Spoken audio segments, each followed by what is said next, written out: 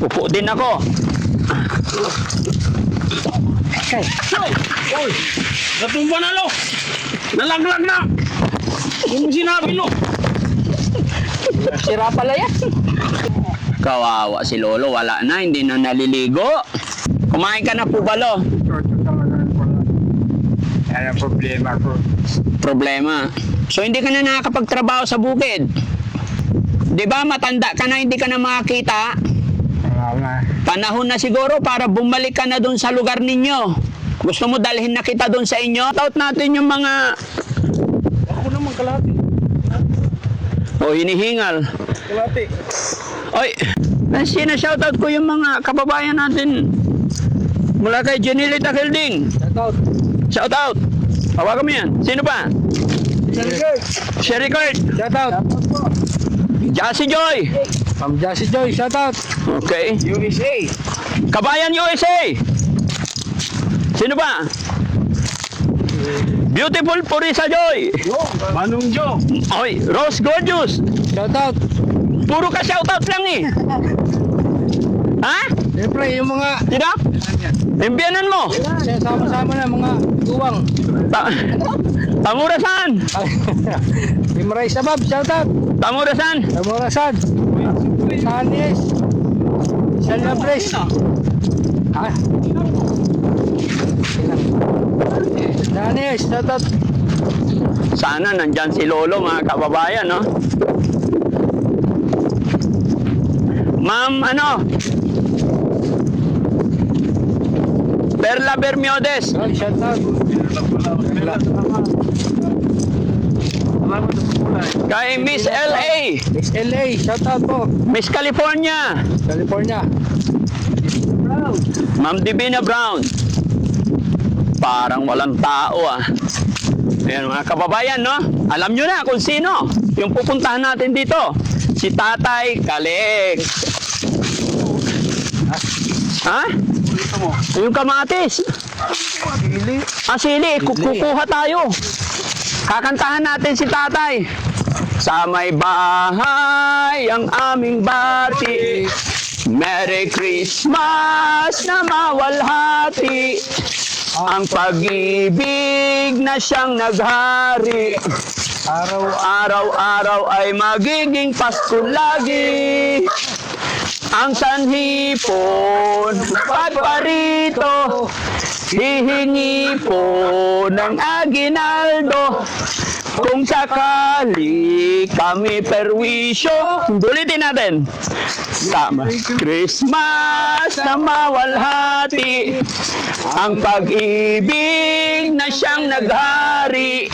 Araw ay magiging Pasko lagi. Ang sanhi po ng paparito, hihingi po ng aginaldo. Kung sakali kami perwisyo, pasensya na kayo, kami na mamasko. Merry Christmas! Merry Christmas, Tay, Lolo. Ay, bang. Parcel. Animal. Apir mo na, Lo. Kumusta ang salamin ni Lolo? Wala rin. Ha? Wala rin. Wala rin. Wala na talaga, katarata na talaga. Ano, Tay? Kumusta po si Tatay Kalex?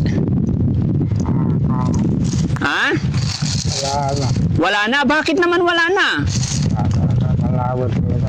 Ha? Malabo. Malabo na talaga. Hindi mo na po ako nakikita. Wala. Wala. Patay. Wala nang nakita. Hindi ko na Pero natatandaan mo yung boses ko. parang mga maaman ng bukit na ngayon. Ha? Hindi mo na po ako natatandaan, Lo. Hindi. Hindi na. Si Daddy Frankie po. Daddy Frankie. Tanggalin mo yung sombrero mo nga, Lo. Para makilala kita. Ayan. Kawawa si Lolo. Wala na. Hindi na naliligo. Hindi naligo. Araw-araw naliligo ako. Araw-araw ka naliligo. Eh, bakit itim na yung damit? Ala, hindi na ako nag-break eh. Hindi ka lang nagpalit ng damit. Oo. Nala, yung salamin mo, Lo, sino nagbigay yan? Uli Francisco. Ha? Dinala na ko sa bayan. Dinala ka sa bayan. Sino yon? Uli Francisco. Ha? Dati na yan, nagtutulong sa akin. Dati na tumutulong sa'yo yung nagbigay sa'yo ng salamin na yan? Oo. Dinala na ko sa bayan. Dinala ka niya sa bayan. Oo. Hindi na siya bumalik dito. Simula noon, hindi pa bumalik. Sumula noon, hindi pa bumalik. Oo.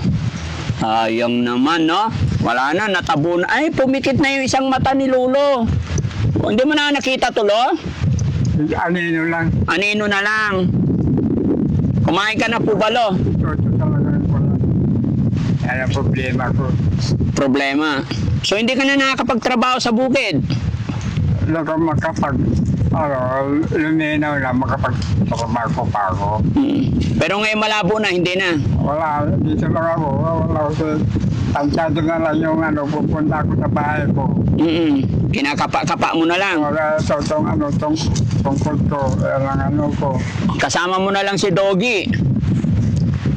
Parang pumayat na si si Tomboy.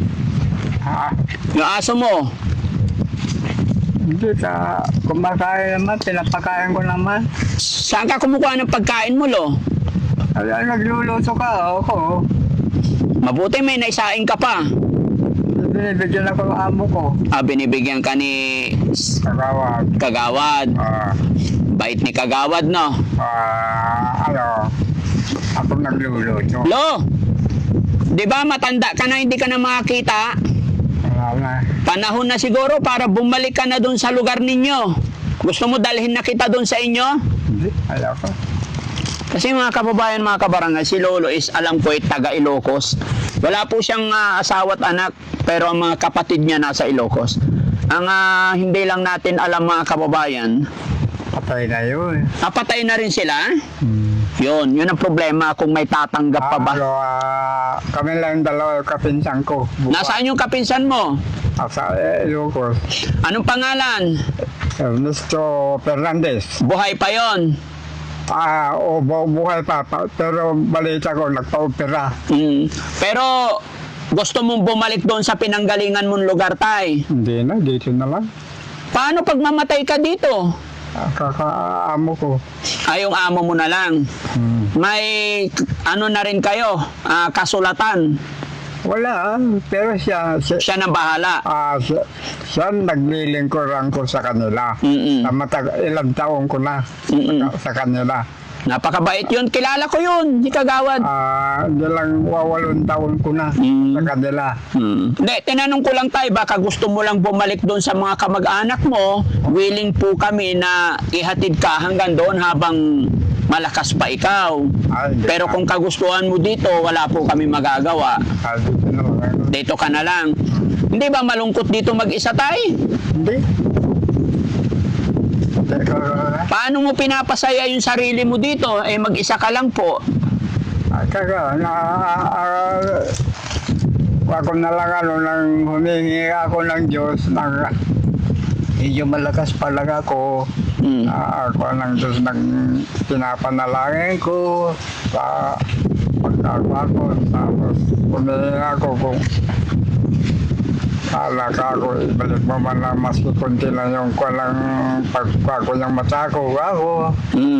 Humingi ako sa ako ng Diyos. Ako naman, sa kanya ako ng kuyan, kung alimbawa matulungan man ako.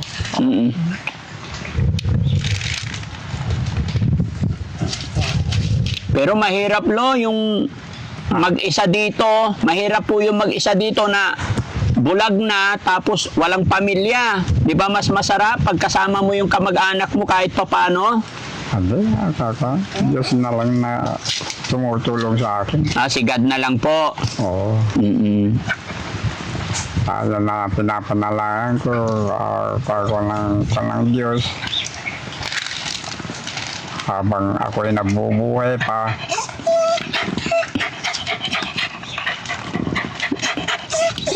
Lo, may tanong po ako. Ano yung pinakamasayang nangyari sa buhay mo, lalo na nung malakas ka pa? malakas nung sa Maynila ako. Malakas pa ng kuha ko. Matrabaho man ako, minsan, nagbibis ko ako. Ayun, tako sa bis ko. Ayun, yan lang sa'yo ng pamumuhay ko. Masaya ang buhay. Yung pinakamalungkot na nangyari sa buhay mo, Lo, ano po? Ito, yung malungkot ng kwako, yung nangyari sa akin, nung andun ako sa Bulacan. Hmm. Yun, ito, kaluluko naman itong kapinsan ko. Yun, ako nangyari. Lo, di ba wala kang asawa at wala kang anak? Tapos ngayon namumuhay ka mag-isa. Mahirap, di ba mag-isa? Medyo ko rin. Talagang gano'n na mangyari. Pero kung may babalik yung panahon, tay, pipiliin mo rin ba magkaroon ng anak? Kung maawa ng Diyos, masaya rin ang buhay ko. Masaya rin. Oo. Pero kung may babalik yung panahon, Lo, gusto mo rin ba magkaroon ng anak? Yan. Di ba mas masarap pag may pamilya, Lo? Kung gano'n na mangyari, tulungan ako ng Diyos, masaya rin ang buhay ko. Yung nakaawa dito mga kababayan, mga kabarangay, ito po si Tatay Calix na pinupunta-puntahan natin dito, tinutulungan natin. Nakaraang punta natin, dinala natin siya pagamutan para pakabitan ng salamin at lumiwanag yung kanyang paningin. Pero sa kanyang kaedaran ngayon at nakakalungkot, nung sinabi niya ngayon na wala na daw po siya nakikita, aninag na lang. No? So ito yung napakahirap isipin na paano na po siya mamumuhay ngayon, paano na siya magsasaing, magluluto, dahil wala po talaga siyang pamilya. At sabi niya, ayaw na rin niyang bumalik sa kanyang bayan na pinanggalingan from Ilocos. Kasi madali lang naman matuntun yung mga kamag-anak niya para may kaagapay siya, pero sabi niya, mabait naman daw yung kanyang amo. Anong pangalan ni Kagawad? Usi Centino. Oo, si Kagawad Usi Centino, no? So, respeto namin yung kagustuhan mo, Lo. Kaya lang ako nandito para kumustahin ka at may dala kaming grocery para sa'yo. Ngayon ko, sabi ko na masyado makita. O, paanong gagawin natin? Hindi mo na nakikita yung mga dala namin.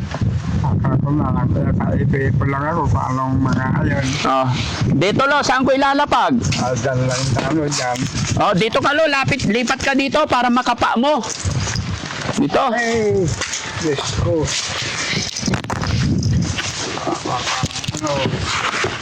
Tulong mo sa akin.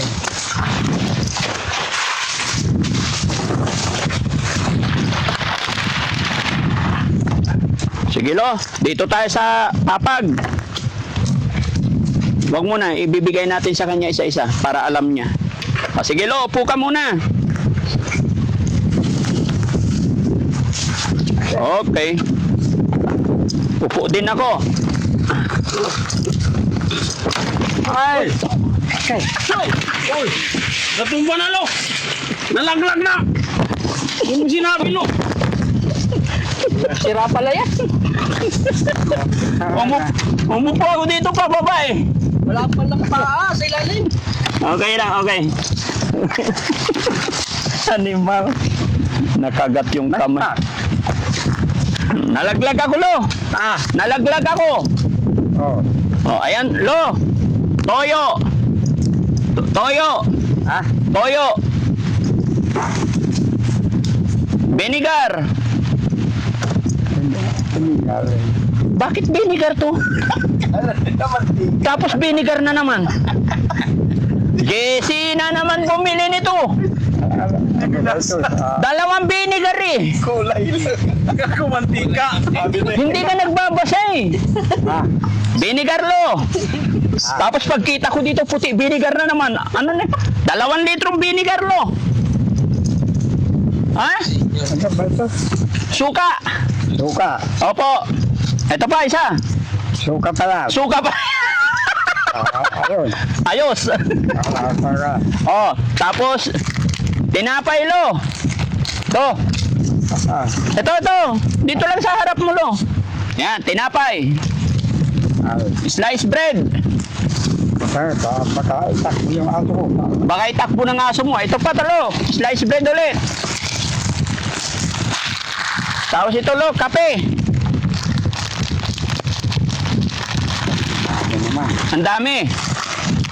Oh, anak na Jessie talaga eh. Oh, lo, ikarga na natin dito. Tama na sa... Oh, ayan. Ang problema nito, chicken to. Ito, pansit canton. Baka hindi na mabasa ni Lolo. Pag halu-haluin na ni Lolo yan. Opo. Mga noodles yan, lo. No? Tapos ito pa. Itlog ng manok.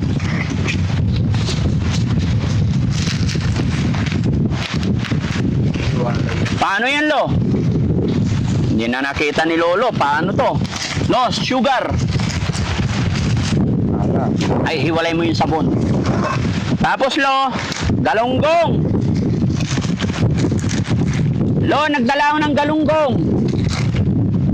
Galunggong. Animal ka na suta. Galunggong po. Pero nakalagay na sa lata.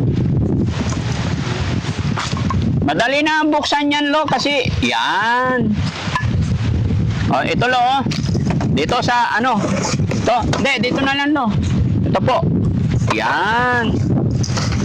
May plastic bag. Ikarga na lang sa plastic bag yan. Hanap kayo dyan. Ayan. Hindi, pupunta naman dito yung boss niya. Para i-assist na lang. Siya na mga ayos mamaya. Opo. No? Tapos ito isang tray na egg. Huwag kang mag-alala, lo. Ilagay ko dun sa loob ng bahay mo. Tulungan kita mamaya.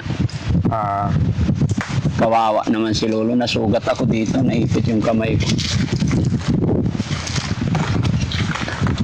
Yan, karga nyo. May mga sabon din, lo. Panlaba. Kala ko kasi, lo, malinaw pa ang mata mo eh. Kopi ko blanca yan, lo. Yan.